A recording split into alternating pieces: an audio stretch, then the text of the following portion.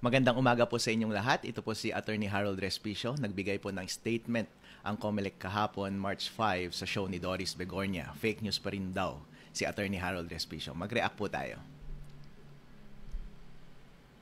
Andun yung mama, yung abogado chairman, talagang pinaninindigan niya na pwedeng ma-hack, pwedeng mapakialaman yung ating mga makina pagdating sa eleksyon.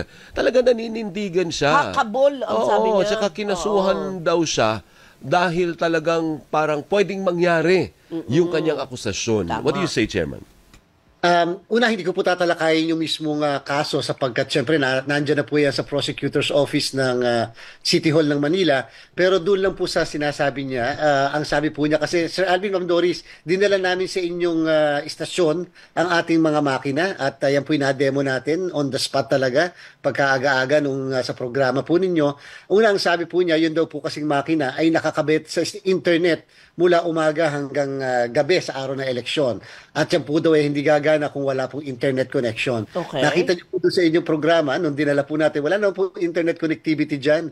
Nakasaksak lang po sa kuryente yung mismong makina. In fact, tinanggal pa natin yung saksak kasi pwede natin gumana ang makina kahit hindi po siya nakasaksak sa kuryente sapagkat meron po siyang battery na pwede po tumakbo ng 3 araw. So yun po yung doon pa lang may mali.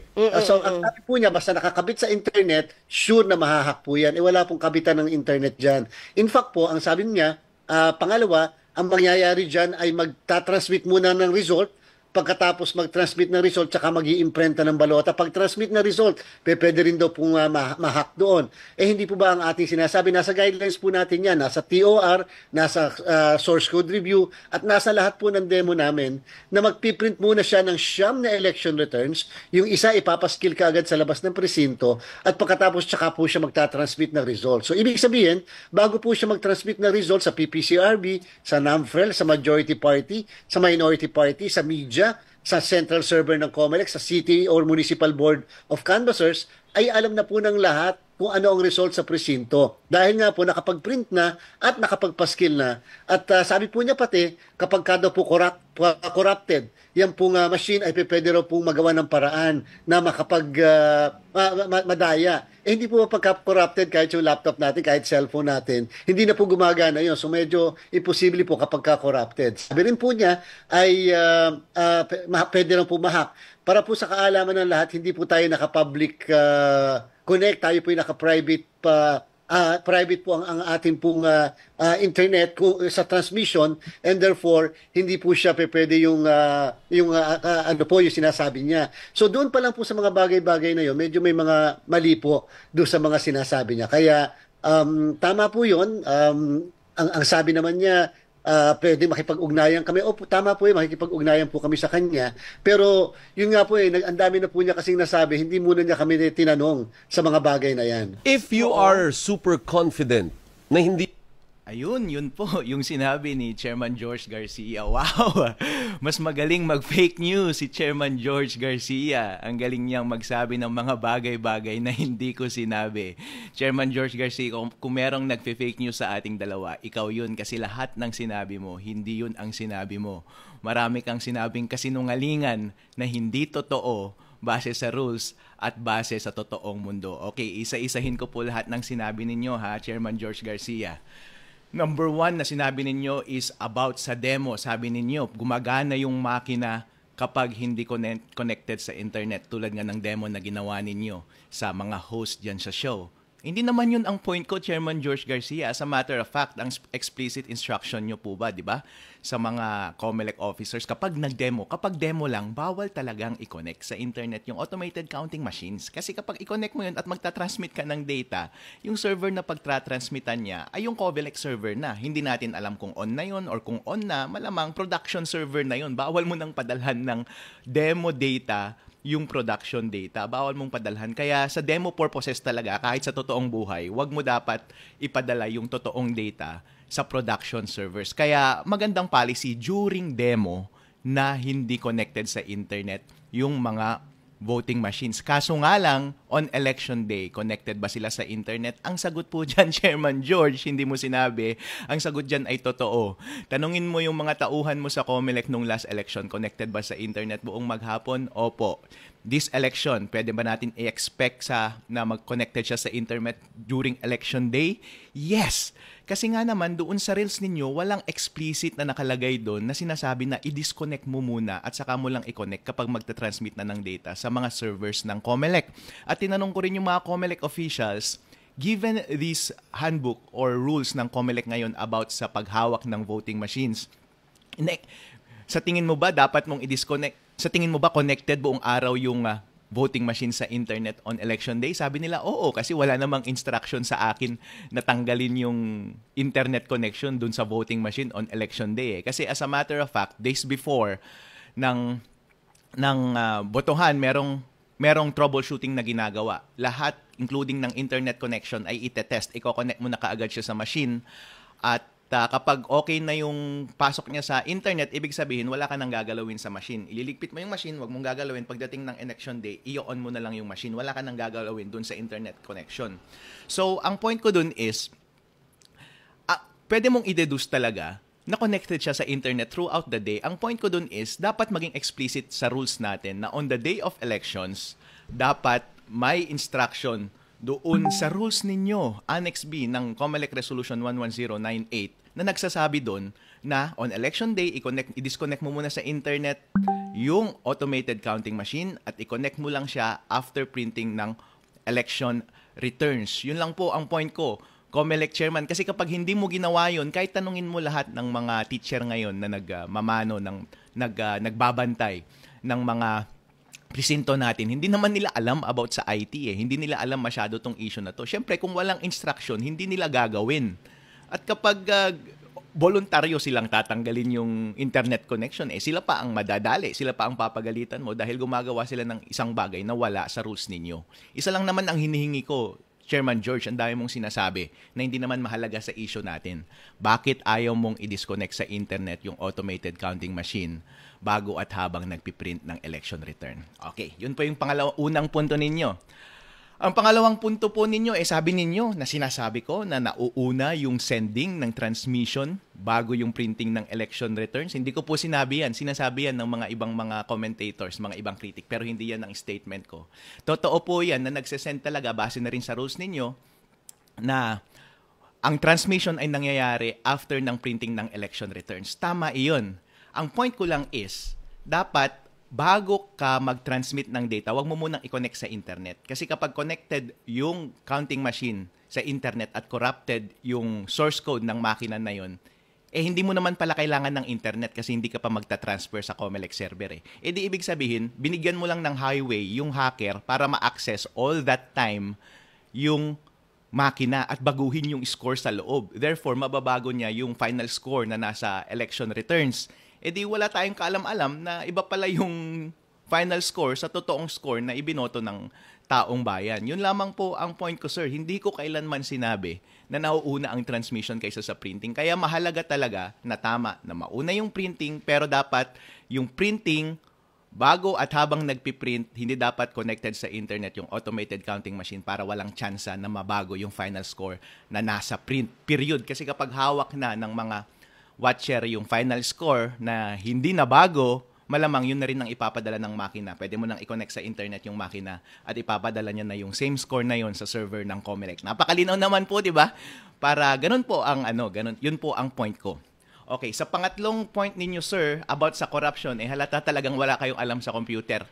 Ang sinasabi ninyo, ang lahat ng corrupted na gadget ay hindi gumagana. No, sir. Kasi ang akala mo kasi kapag sinabing corrupted yung laptop or corrupted yung cellphone or corrupted yung USB mo, hindi gumagana, di ba? Yun ang alam natin na corrupted.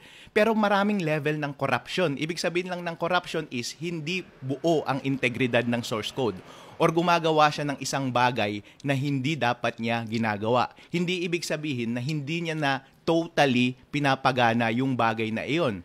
Ibig kong sabihin ay, habang ginagamit mo yung automated counting machine, for all intents and purposes, mukhang gumagana pa rin siya ng maayos. Pero hindi natin alam na merong idinagdag na daanan para sa isang masamang tao para manipulahin or magbigay ng instruction sa makina na yon habang connected yung makina sa internet. Yun po ang ibig sabihin ng corrupted. Kaya po doon sa nung January nga merong demo na pinakita sa Senate, 'di ba? Yung cellphone gumagalaw kahit hindi mo ginagalaw dahil na-access siya remotely. Yung cellphone na yun gumagana pa rin, hindi ba? Pero corrupted yung cellphone na yun kasi merong gumagawa siya ng isang bagay na hindi dapat niya ginagawa. Kasi kapag hindi hinahack yung cellphone na yun, gumagana naman siya, hindi mo alam na may nagbabantay na pala sa'yo. Akala mo, ang safe na safe ka. Corrupted siya kasi kapag gusto pala ng hacker at connected sa network, yung cellphone na yun, pwede niyang galawin yung cellphone na yun. At nakikita mo nga, ginagalaw yung cellphone na yun. Kaya nga po, kapag basta ang isang makina ay corrupt, ay gumagawa ng isang bagay na hindi dapat niya ginagawa, kahit hindi pa niya ginagawa yung masamang bagay na yun, pwede mong sabihin na corrupted. Chairman George Garcia, ikaw ang fake news. Halatang wala kang alam sa mga bagay na to. Mas maganda siguro na mag-imbita ka ng IT expert at magdebate kami. Okay? Kasi ang ginagawa mo, strawman fallacies lahat to kasi nungalingan lahat, nagsasabi ka ng bagay-bagay na hindi totoo sa totoong buhay, hindi totoo sa rules, at hindi totoong sinabi ko.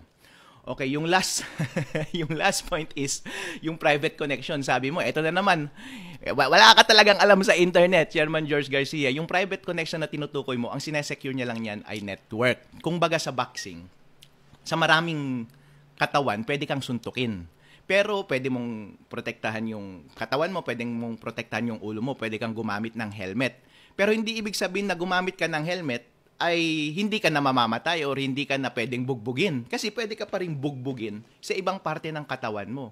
Yung private connection, ang pinoprotektahan niya lang ay yung network habang nag-uusap yung automated counting machine at yung COMELEC server. Pero hindi yun yung point ko. Ang point ko ay iba. Yung mga suntok sa katawan ang point ko, hindi yung suntok sa ulo. Ang point ko is kahit safe yung network, kung bago ng election day or on the day of election ay corrupted na yung source code at merong daanan dun sa source code habang collected sa internet para sa isang hacker na mag-communicate doon sa makina na yon, ibig sabihin, pwede pa rin. Kahit nga private connection, actually dapat private connection ang gagamitin ng hacker kapag magbibigay siya ng instruction dun sa automated counting machines. Kasi maraming mga software service providers na ngayon na hindi na pumapayag kapag nagko-connect ang isang makina sa isang computer machine na hindi gamit ay private connection. Kasi best practice ngayon na sa buong mundo na bawal